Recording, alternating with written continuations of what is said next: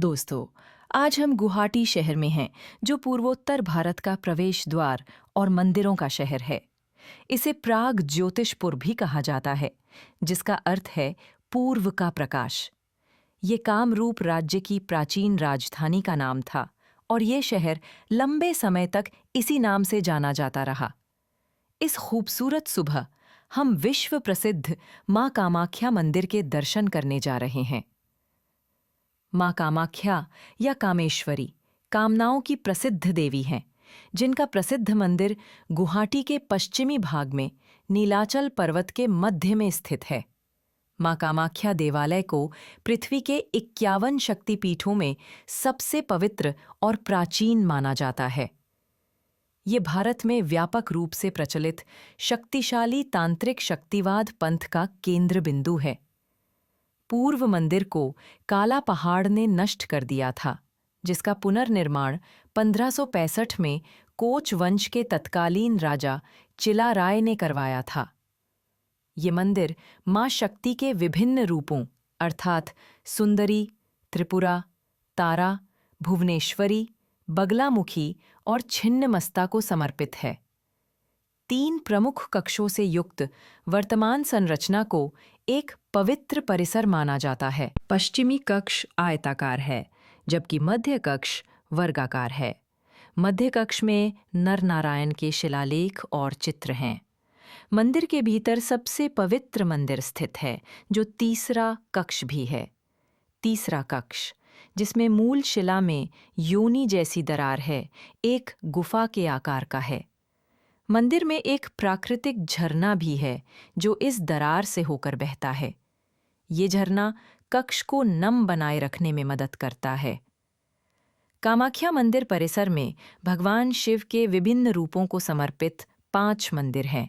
इसके अलावा मंदिर परिसर में भगवान विष्णु के 3 मंदिर भी हैं, जो केदार, गदाधर और पांडुनाथ के रूप में विराजमान हैं। इस मंदिर से जुड़ी कई किंवदंतियां और मिथक हैं। एक प्रचलित कथा के अनुसार ऐसा माना जाता है कि सती का प्रजनन अंग इसी स्थान पर पृथ्वी पर स्थापित हुआ था, जिसके बाद उनकी मृत्यु हो गई थी। दूसरी ओर एक अन्य प्रचलित मान्यता के अनुसार ये मंदिर देवी काली से जुड़ा है। अंबुबाची मेला इस मंदिर के प्रमुख त्योहारों में से एक है। ये उत्सव हर साल देवी कामाख्या के मासिक धर्म के उपलक्ष्य में आयोजित किया जाता है। ऐसा भी कहा जाता है कि मध्य जून के महीने में, जो कि एक आहार भी है, योनि से एक प्राकृतिक झरना बहता है। इस मंदिर में दुर्गा पूजा, दुर्गा देउल और मदन देउल सहित कई अन्य पूजाएं भी आयोजित की जाती हैं। इस मंदिर में की जाने वाली कुछ अन्य पूजाओं में मनसा पूजा, पोहन बिया और वसंती पूजा शामिल हैं। कामाख्या मंदिर भगवान शिव की पहली पत्नी सती और उनके पिता दक्ष की पौराणिक कथा से गहराई से जुड़ा हुआ है। इस कथा का कालिका पुराण में विस्तार से वर्णन किया गया है और पौराणिक कथा के अनुसार राजा दक्ष ने एक विशाल यज्ञ का आयोजन किया और त्रिभुवन के सभी देवताओं और राजाओं को आमंत्रित किया। चूंकि दक्ष अपनी पुत्री के पति शिव को बर्दाश्त नहीं कर सके, इसलिए उन्होंने जानबूझकर शिव और सती को बाहर रखा। सती को इस अपमान का पता चला और उन्होंने शिव से अपने पिता के यज्ञ में शामिल होने की अनुमति देने का आग्रह किया। जब शिव ने सती को यज्ञ में शामिल होने से मना कर दिया, तो उन्होंने क्रोधित होकर स्वयं को देवी काली में बदल लिया। इस परिवर्तन को देखकर शिव को सती को अपने पिता के यज्ञ में शामिल होने की अनुमति देने के लिए मजबूर होना पड़ा।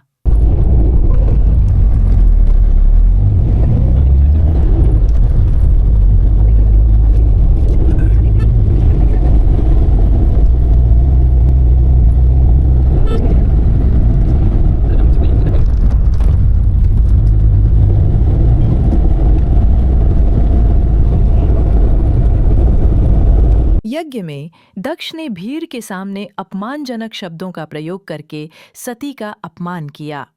अपने पति का अपमान सहन न कर पाने के कारण सती ने यज्ञ की अग्नि में आत्मदाह कर लिया। शिव को इस घटना का पता चला, वे दक्ष के महल में पहुंचे और यज्ञ का विध्वंस कर दिया। शिव क्रोधित हो गए और अपने दुख में सती के शरीर को अपने कंधे पर उठाकर तांडव, इस विनाश का ब्रह्मांडीय नृत्य करते हुए ब्रह्मांड में घूमने लगे। शिव के तांडव को दबाने और ब्रह्मांड को आसन्न प्रलय से बचाने के लिए ब्रह्मा से परामर्श करके विष्णु ने हस्तक्षेप किया और दिव्य सुदर्शन चक्र से सती के शरीर को 51 टुकड़ों में काट दिया। ये टुकड़े पृथ्वी पर गिरे और शक्ति पीठों में परिवर्तित हो गए। ये पीठ भारतीय उपमहाद्वीप में फैले हुए हैं। कामदेव की कथा और कामाख्या मंदिर का निर्माण अपनी पत्नी सती के पिता दक्ष की यज्ञ अग्नि में आत्मदाह करने के तीव्र दुख से ग्रस्त होकर भगवान शिव ने स्वयं को सभी कार्यों से विमुख कर लिया और ध्यानमग्न शोक की अवस्था में चले गए। इसके कारण ब्रह्मांड की सृजन प्रक्रिया रुक गई, जिससे सभी देवताओं में गहरी चिंता उत्पन्न हो गई।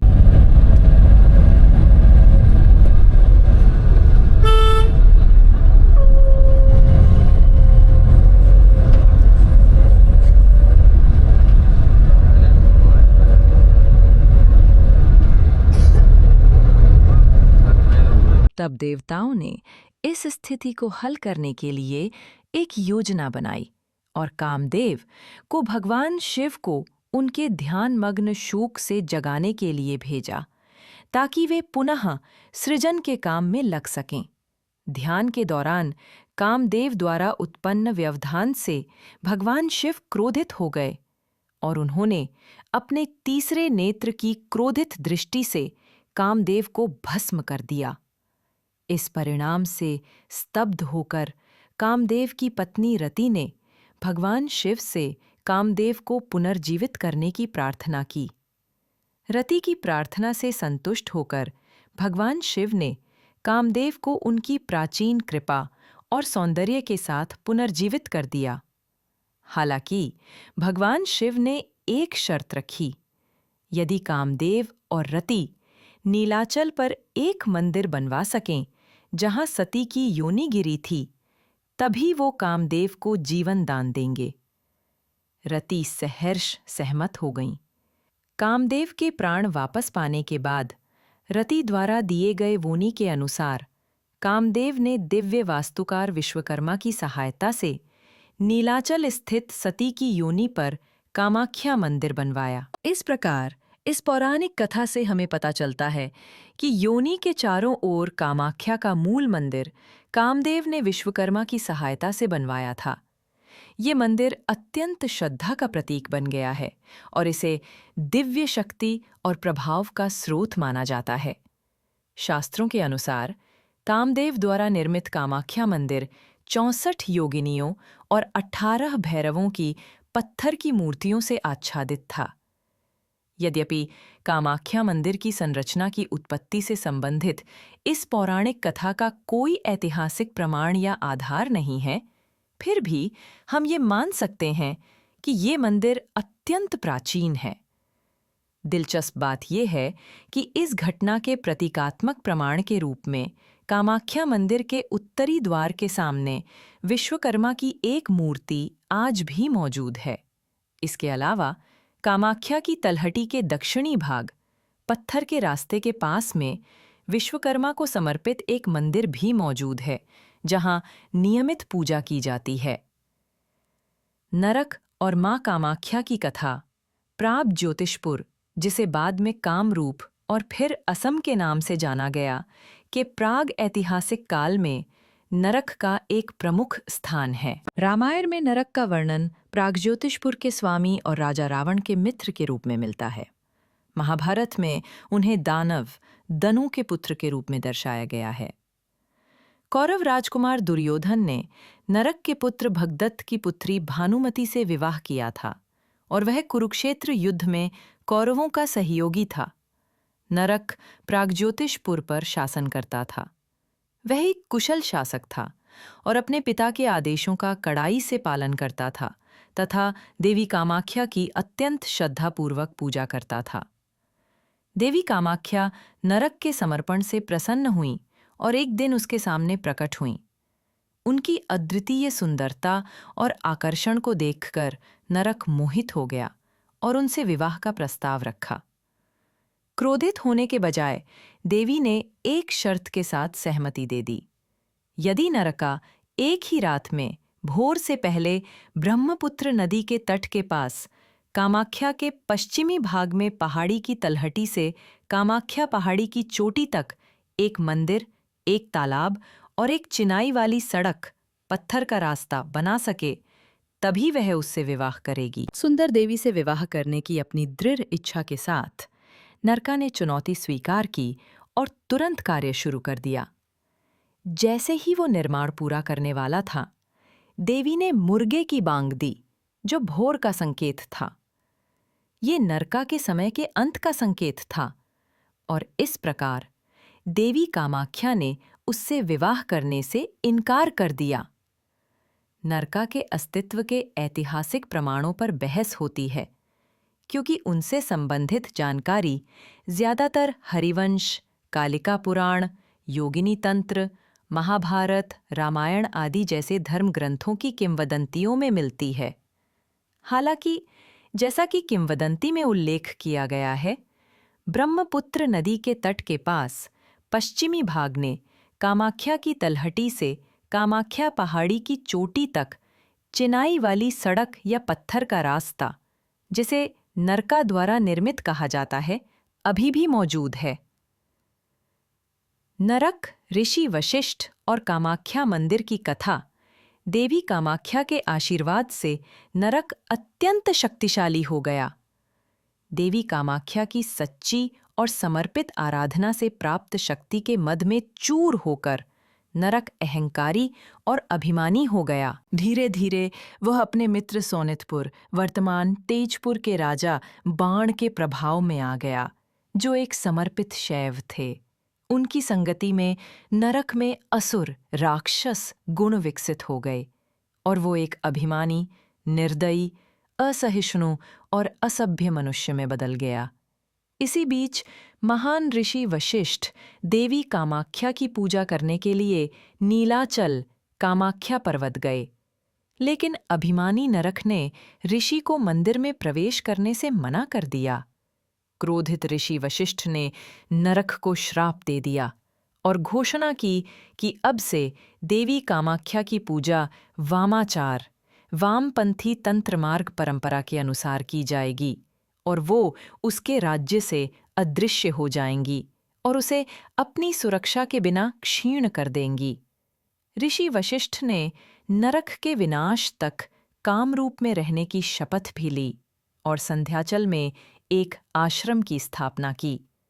यद्यपि ऐतिहासिक तथ्यों के संदर्भ में इस कथा को स्थापित करना कठिन है, संध्याचल में ऋषि वशिष्ठ द्वारा स्थापित आश्रम आज भी गुवाहाटी के बेलटोला क्षेत्र में वशिष्ठ आश्रम के रूप में विद्यमान है। पुजारी केंदुकलाई, राजा नरनारायण और देवी कामाख्या की कथा। इस कथा के अनुसार देवी कामाख्या प्रतिदिन एक सुंदर स्त्री का रूप धारण कर आरती के समय कामाख्या मंदिर के गर्भगृह के बंद दरवाजों के भीतर मुख्य पुजारी केंदुकलाई के संगीत की धुन पर नृत्य करती थीं। कोच राजा नारायण, जो मंदिरों के संरक्षक थे, को किसी तरह इस घटना का पता चला और उन्होंने नृत्य करती देवी कामाख्या को देखने की इच्छा से मुख्य पुजारी केंदुकलाई से आवश्यक व्यवस्था करने का अनुरोध किया। पुजारी इस प्रयास के परिणामों से अवगत थे, इसलिए उन्होंने शुरू में राजा के अनुरोध को अस्वीकार कर दिया, लेकिन अंततः राजा के अत्यधिक दबाव और पुजारी पद से हटाए जाने के भय से उन्होंने अनुरोध स्वीकार कर लिया। पुजारी केंदुकलाई ने मंदिर के गर्भगृह की दीवार में एक छेद कर दिया और राजा को निर्देश दिया कि वे इस घटना के दौरान बाहर से उस छेद से झांकें। उस दिन जैसे ही राजा उस छेद से झांकने ही वाला था, देवी कामाख्या को पुजारी और राजा की इस दुष्ट योजना का तुरंत पता चल गया। पुजारी और राजा के इस विश्वासघाती कृत्य से क्रोधित होकर देवी कामाख्या ने पुजारी केंदुकलाई का सिर काट दिया और राजा को कामाख्या मंदिर परिसर में हमेशा के लिए जाने से भी रोक दिया। देवी कामाख्या ने राजा को ये भी चेतावनी दी कि उनके साथ साथ उनके सभी रिश्तेदार और भावी वंशज भी कामाख्या मंदिर परिसर में न आएं, और अगर वे ऐसा करते हैं तो उन्होंने श्राप दिया कि ये राजवंश पृथ्वी से बिना किसी निशान के लुप्त हो जाएगा। आज भी कोच राज परिवार के वंशज क्षत्रियों की आड़ में पहाड़ी के पास से गुजरते हैं। ये किंवदंती कोच राजा नारायण 1540 से 1587 ईस्वी के कामाख्या मंदिर परिसर से जुड़ाव के बारे में जानकारी प्रदान करती है और इस प्रकार इस तथ्य को सही ठहराती है कि राजा ने 16वीं शताब्दी ईस्वी में अपने शासनकाल के दौरान कामाख्या मंदिर का पुनर्निर्माण कराया था। तब से कोच राजवंश का कोई भी वंशज आज तक कामाख्या मंदिर परिसर में नहीं आता। कामाख्या में महाविद्याओं का अवलोकन। कामाख्या मंदिर के अंदर पत्थर के प्रतीक त्रिपुर सुंदरी या सोदसी, मातंगी और तमला का प्रतिनिधित्व करते हैं। अन्य महाविद्याएं कामाख्या मंदिर परिसर के आसपास स्थित अपने अपने मंदिरों में विद्यमान हैं। इन मंदिरों में महाविद्याओं के केंद्रीय स्वरूप आमतौर पर मानव रूपी नहीं होते हैं और कभी-कभी उन्हें देखना बिल्कुल भी मुश्किल होता है, क्योंकि वे फूलों, वस्त्रों या प्रसाद से ढके होते हैं और उनमें से कुछ भूमिगत गुफाओं में स्थित हैं। कामाख्या मंदिर परिसर दुनिया का एकमात्र ऐसा स्थल है जहां सभी 10 महाविद्याओं के मंदिर स्थित हैं। साहित्यिक और प्रतीकात्मक दोनों प्रकार की सामग्री से ये सामान्य धारणा बनती है कि 10 महाविद्याएं एक व्यापक पारलौकिक महिला देवी के विभिन्न रूप हैं, जिन्हें आमतौर पर केवल महादेवी कहा जाता है।